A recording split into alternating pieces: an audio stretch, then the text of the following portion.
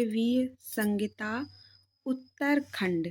ऋषियों के पूछने पर वायुदेव का श्री कृष्ण और उपमन्यु के मिलन का प्रसंग सुनाना। श्री कृष्ण को उपमन्यु से ज्ञान का और भगवान शंकर से पुत्र का लाभ। सूत उवाच नमः समस्त संसार चक्र भ्रमण हेतवे गौरी कुचतंड द्वंद्व कुंड कुंड कुमांडित वच्छ से। सूत जी कहते हैं, जो समस्त संसार चक्र के परिभ्रमण में कारण रूप हैं तथा गौरी के युगल उर्जों में लगे हुए केसर से जिनका वच्छा स्थल अंकित है, उन्हें भगवान उमा वल्लभ शिव को नमस्कार है। उपमन्यु को भगवान शंकर के कृपा प्रसाद के प्राप्त होने का प्रसंग सुनाकर मध्याह्न काल में नित्य नियम के उद्देश्य से वायुदेव कथा बंद करके उठ गए।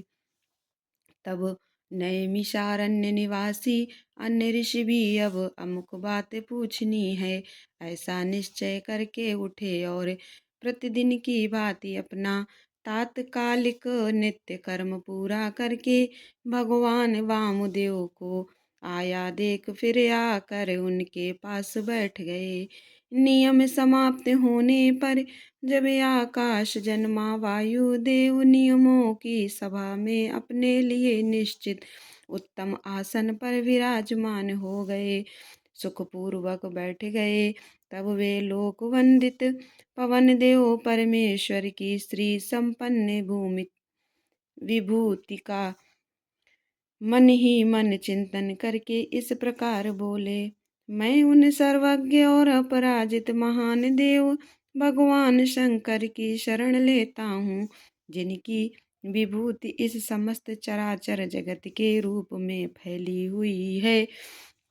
उनकी शुभ वाणी को सुनकर वे निष्पाप ऋषि भगवान की विभूति का विस्तार पूर्वक वर्णन सुनने के लिए यह उत्तम वचन बोले। ऋषियों ने कहा, भगवान आपने महात्मा उपमन्यु का चरित्र सुनाया, जिससे यह ज्ञात हुआ कि उन्होंने केवल दूध के लिए तपस्या करके भी परमेश्वर शिव से सब कुछ पा लिया।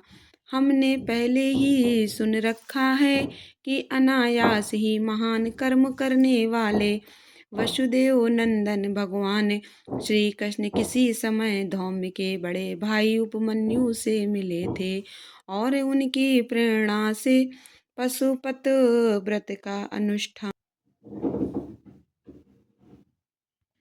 करके उन्होंने परम ज्ञान प्राप्त कर लिया था। अतः आप यह बताएं कि भगवान श्री कृष्ण ने परम उत्तम पाशुपत ज्ञान किस प्रकार प्राप्त किया। वायुदेव बोले, अपनी इच्छा से अवतीर्ण होने पर भी सनातन वासुदेव ने मानव शरीर की निंदा सी करते हुए लोक संग्रह के लिए शरीर की शुद्धि की थी। वे पुत्र प्राप्ति के निमित्त तप करने के लिए उन महामुनि के आश्रम पर गए थे, जहाँ बहुत से मुनि उपमन्यु जी का दर्शन कर रहे थे। भगवान श्री कृष्ण ने भी वहां जाकर उनका दर्शन किया। उनके सारे अंग भस्म से उज्ज्वल दिखाई देते थे, मस्तक त्रिपुंड से अंकित था, रुद्राक्ष की माला ही उनका आभूषण थी। वे जटा मंडल से मंडित थे। शास्त्रों से वेद की बात वे अपने शिष्यभूत महर्षियों से घिरे हुए थे और शिव जी के ध्यान में तत्पर वो शांत भाव से बैठे थे। उन महातेजस्वी उपमन्यु का दर्शन करके श्री कृष्ण ने उन्हें नमस्कार किया। उस समय उनके संपूर्ण शरीर में रोमांच हो आया। श्री कृष्ण ने बड़े आदर के साथ मुनि की 3 बार परिक्रमा की, फिर अत्यंत प्रसन्नता के साथ मस्तक झुका हाथ जोड़कर उनका स्तवन किया। तदनंतर उपमन्यु ने विधि पूर्वक अग्नि रीति भस्म इत्यादि मंत्रों से श्री कृष्ण के शरीर में भस्म लगाकर उनसे 12 महीने का साक्षात पाशुपत व्रत करवाया। तत्पश्चात मुनि ने उन्हें उत्तम ज्ञान प्रदान किया। उसी समय से उत्तम व्रत का पालन करने वाले संपूर्ण दिव्य पाशुपत मुनि उन श्री कृष्ण को चारों ओर घेर कर उनके पास बैठे रहने लगे। फिर गुरु की आज्ञा से परम शक्तिमान श्री कृष्ण ने पुत्र के लिए शाम शिव की आराधना का उद्देश्य मन में लेकर तपस्या की। उस तपस्या से संतुष्ट हो 1 वर्ष के पश्चात पार्षदों सहित परम ऐश्वर्यशाली परमेश्वर सांब शिव ने उन्हें दर्शन दिया। श्री कृष्ण ने वर देने के लिए प्रकट हुए। सुंदर अंग वाले महादेव जी को हाथ जोड़कर प्रणाम किया और उनकी स्तुति भी की। गणों सहित सांब सदाशिव का स्तवन करके श्री कृष्ण ने अपने लिए एक पुत्र प्राप्त किया। वह पुत्र तपस्या से संतुष्ट चित्त हुए साक्षात शिव ने श्री विष्णु को दिया था। चूंकि सांब शिव ने उन्हें अपना पुत्र प्रदान किया, इसलिए श्री कृष्ण ने जाम्बवती कुमार का नाम सांब ही रखा। इस प्रकार अमित पराक्रमी श्री कृष्ण को महर्षि उपमन्यु से ज्ञान लाभ और भगवान शंकर से पुत्र लाभ हुआ।